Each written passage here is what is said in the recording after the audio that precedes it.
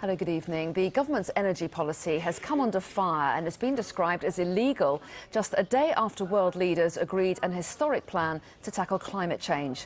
David Cameron was among the many who praised the deal made in Paris as a huge step forward in helping to secure the future of the planet. But now the Conservative government is facing heavy criticism for cutting green subsidies and investment in green technologies. Sky's Rhiannon Mills reports. 21 has been described as a landmark deal, a major leap forward in cutting greenhouse gases and protecting our planet. The UK may in principle have signed up to this more sustainable way of life, but the government's record on green issues is now under attack, with critics claiming ministers, rather than showing commitment, have simply been cutting back. I would call on George Osborne and the Conservative government, make it clear that your energy policies will be in line with the Climate Change Act, with the Renewable Energy Directive in the European Union, and if you don't, you're actually breaking the ministerial codes, because you've got a legal obligation, Mr Osborne, to act legally, and your energy policies is putting your government in an illegal position, in my view.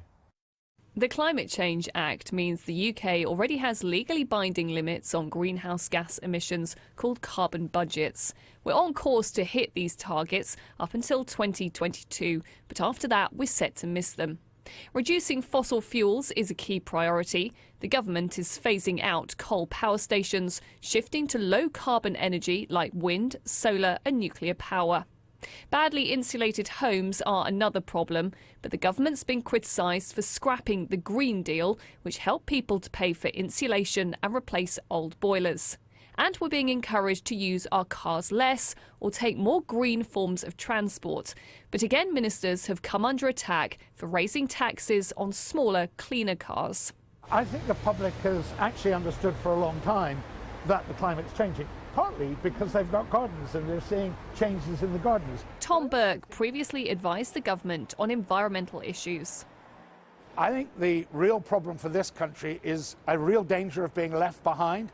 The Chancellor has just taken a sledgehammer, really, to the green economy in Britain. Now, that was the fastest growing bit of the economy, employs 450,000 people, growing at 10% a year, and the Chancellor took a sledgehammer to it. And so it's going to mean that as the race to go to low carbon goes on, we'll be left behind. Despite recent cuts in subsidies, the government insists the UK is still leading the way. We're the first developed country to put an end date on coal.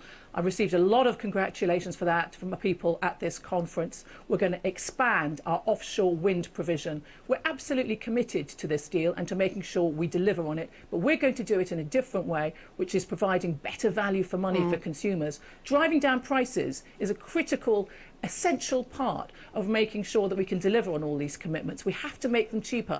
L'accord de Paris pour le climat est accepté. In many ways, the COP agreement is just the start. The coming months will see much more planning and discussion to make sure the bonds made in Paris have a lasting impact and the momentum continues. Rhiannon Mills, Sky News. And Rhiannon is here with me now. So, Rhiannon, there has been widespread praise for this climate change deal, but what are the implications for Britain? Well, certainly yesterday we saw the celebrations, didn't we? But I think what has been really fascinating today is you would have expected the climate change activists to saying, yes, this is brilliant, we've got a deal. Actually, many of them have been lining up to criticise the government and actually pinpoint the fact that over the years we have seen subsidies being cut. We have seen maybe a climb down in terms of the commitment to low carbon technologies.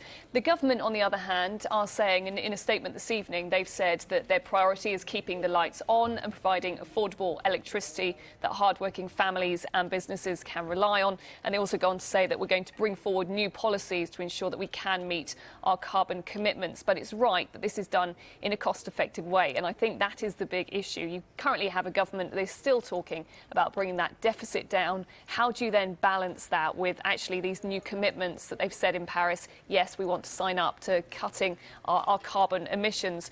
You have to remember, though, we're not the only country that over the next few months is going to be putting together these plans in terms of sticking to that deal. And I think right across the world, it's going to be fascinating to see how this plays out over the coming months and to see if those bonds can really stay together, because we know in the past, certainly Copenhagen in 2009, that ended in disaster. But I think people are feeling positive now that we have potentially got that momentum, that people have said this is a primary international commitment, and we all need to stick together on this one. Rhiannon, thank you.